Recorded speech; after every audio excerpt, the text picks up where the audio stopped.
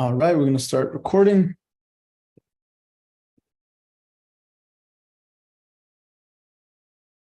Also, welcome everybody to the Yin Yang Wolf Pack.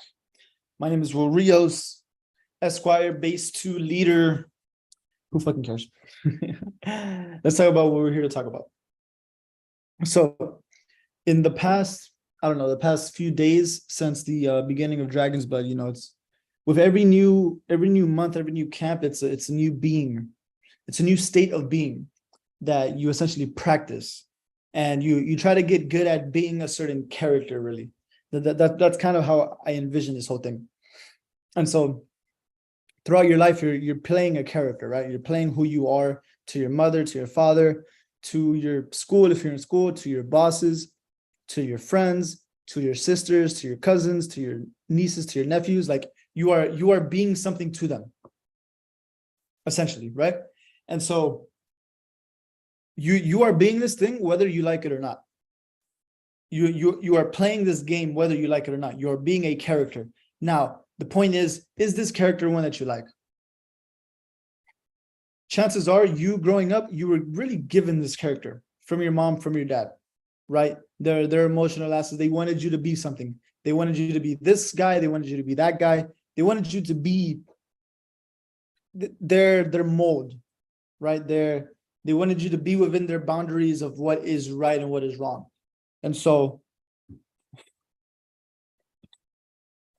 once you grow up, you start to realize that a lot of that was bullshit, man.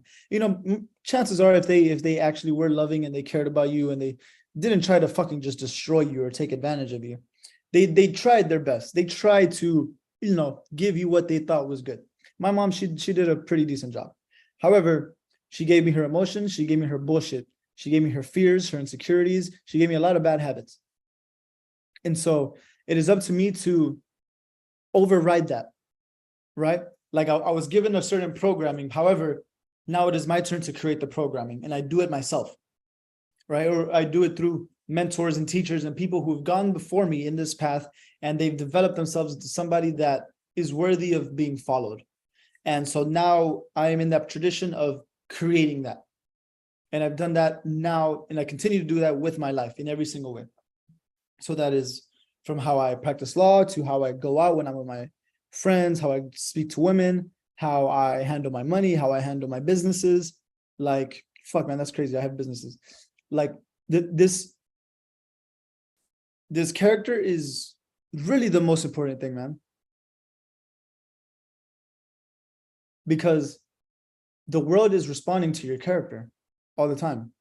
And so if you give it the right character, it will give you what you want. If you give it the character of the criminal, you will get the experience of a criminal, which would be like jail. Like probably some highs, right? Some cool, fun moments, I suppose. But ultimately that leads to jail. Now, if you give it the character, if you give the universe the character of the hero, what does the hero get? The hero gets the girl at the end. The hero fights the dragons. He fights the demons. He kills the demons. Now, you have to go through what the hero goes through, meaning the hero goes through the struggle. He goes on the journey, on the adventure. But would you rather give that or anything else? And really, the warrior and the hero and the magician, like these are all the characters that men want to be, man. You want to be a warrior. I know. You want to be a king. You want to be a beast. You want to be a savage. Like that is the character that you should present to the world. Now, can you do that in a calibrated way where it's not some fucking savage that's like killing people, but it's a savage, say, in the business, right? I defeat everybody in business. Or in the art of war, like in martial arts, like are you defeating all your enemies in martial arts or all of your opponents, say? Now, that is a fun character to be. You know, it's not a fun character to be?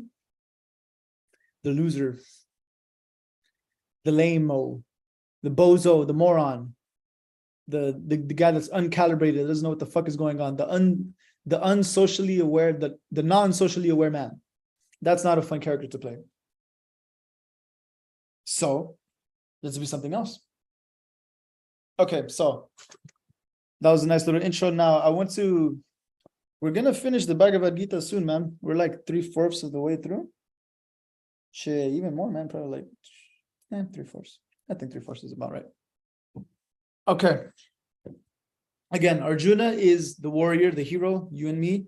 Krishna is God incarnate, manifested, meaning basically Jesus, if you're a Christian. All right. The three gunas. All right, I keep seeing this word. What the fuck is a guna? I feel like we did this before. What is a guna? The three gunas of nature. Oh, okay. Tamas, Rajas, and Sattva. Tamas is darkness and chaos. Rajas is activity and passion. And Sativa is beingness and harmony. So I see that as like the yin, the yang, and like the combination. So Tamas, Rajas, Sattva. So like the three characteristics of the universe, basically.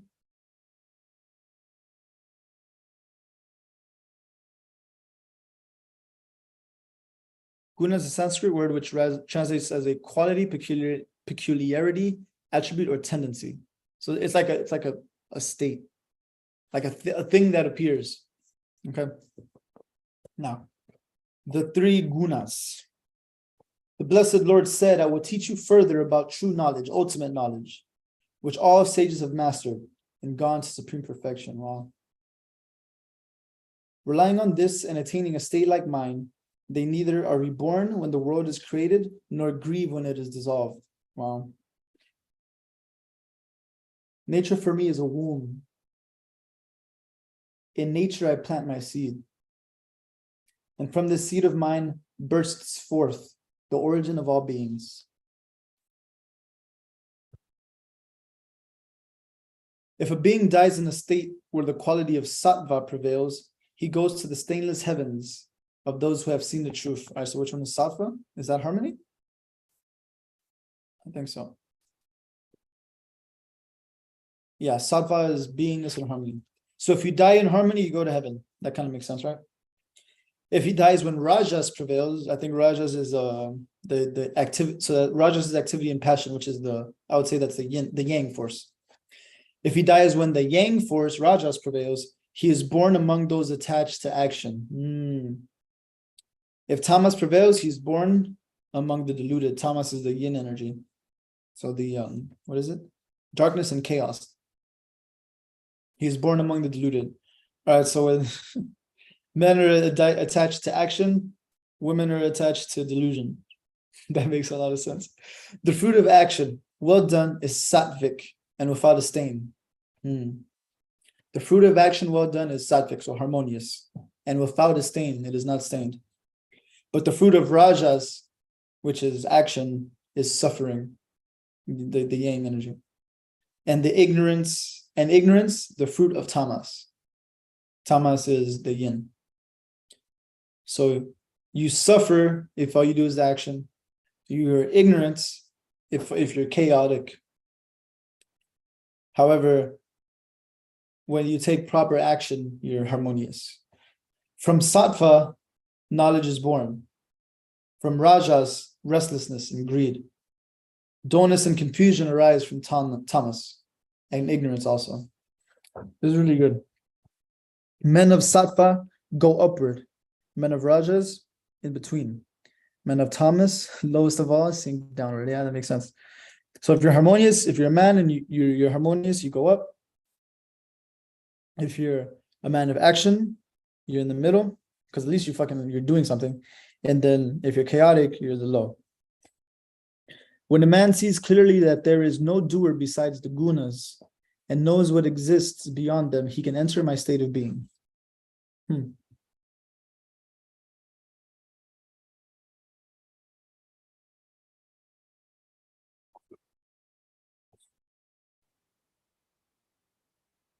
Going beyond the three gunas that arise from the body, freed from the sorrows of birth, old age, and death, he attains the immortal.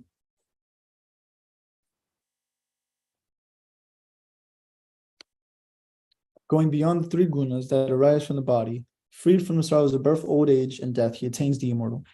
Arjuna said, how can I recognize the man who has gone beyond the three gunas? What has he done to go beyond them? How does he act? Good question, Arjuna. If you were talking to God, this is probably what you want to be asking him. So how do I do this? How do I get it done?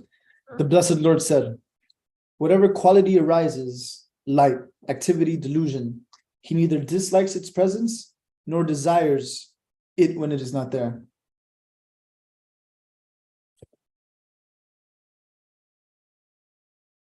He who is unattached, who is not disturbed by the gunas, who is firmly rooted and knows that only the gunas are acting. So be aware that these qualities are doing their own thing, like regardless of you. They're just acting. They're just doing their thing. Chaos is doing what chaos does. Action is doing what it does. Harmony is doing what it does. He who is equally self-contained in pain or pleasure, in happiness or sorrow, who is content with whatever happens, who sees dirt, rocks, and gold as equal, who is unperturbed amid praise or blame of himself, indifferent to honor and to disgrace.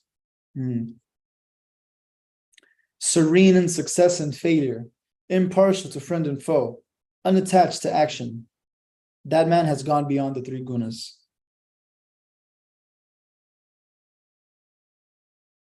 He who faithfully serves me with the yoga of devotion, going beyond the three gunas, is ready to attain the ultimate freedom. For I am the foundation of that birthless, imperishable freedom, the basis of eternal duty and of limitless perfect joy.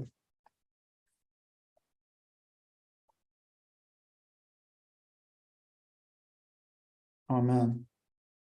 The rest of these chapters are all they're all pretty small. I think we can go through like two more. We'll go through two more. Let me see how much time we got. We can go for a little bit more. Okay. The ultimate person, the blessed Lord said, the realm of sorrow is the world tree that the sages describe, its roots above, its branches below, its green leaves, the sacred hymns. Its branches spreading below and above are fed by the gunas and bud into objects of the senses, its roots causing action stretch down into the world of men. Men here on earth cannot see how vast and extensive its form is, or where it begins and ends. Cut down this deep-rooted tree with the sharp-edged axe of detachment. Then search for that primal person from whom the whole universe flows. Find him in the place that one enters and does not return from, without arrogance or delusion, intense on the self alone. Serene with desires extinguished, released from pleasure and pain, from joy and suffering, the wise attain that eternal state. The sun does not give it light, nor the moon, nor does any fire. Those who reach it, my highest dwelling, are never reborn. One fragment of me, becoming an eternal soul in the world, draws to itself the mind, and the other five nature-born senses. When the Lord takes on a body or leaves it, he carries these senses, just as the wind carries fragrances from the places where it has been. Presiding over the senses of hearing and sight, of touch, taste, smell, and also of mind, he savors the sense objects. Whether he leaves or remains, enjoying his contact with the gunas, the deluded see nothing, but wise men see him with their inner eye. True men of yoga, striving, see him within themselves, but men without self-control, however they strive, do not see him.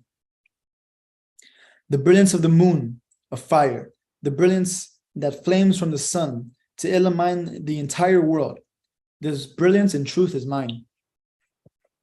Entering the earth, I support all beings by my life-giving power. Becoming the nectar-filled moonlight, I cause plants and herbs to thrive. I am the vital fire in the bellies of all men. Joined with the breath as it flows, I digest the various kinds of food. I dwell deep in the hearts of all beings. I am the source of memory and knowledge, the author of all scriptures, their wisdom, their goal. In this world, there are two persons, the transient and the eternal. All beings are transient as bodies, but eternal within the self. Yet, beyond these two is the ultimate person, the highest self, the immutable Lord who, entering the universe, brings it to life. I am beyond the transient and am higher than the eternal. Therefore, scriptures and world call me the ultimate person. Whoever clear-minded knows me as the ultimate person knows all that is truly worth knowing, and he loves me with all his heart. Thus, Arjuna, I have taught you the most secret doctrine. Whoever learns it is wise and has done all that there is to do. All right, Os. We're gonna finish it there for today. We'll see you guys next week on the Yin Yang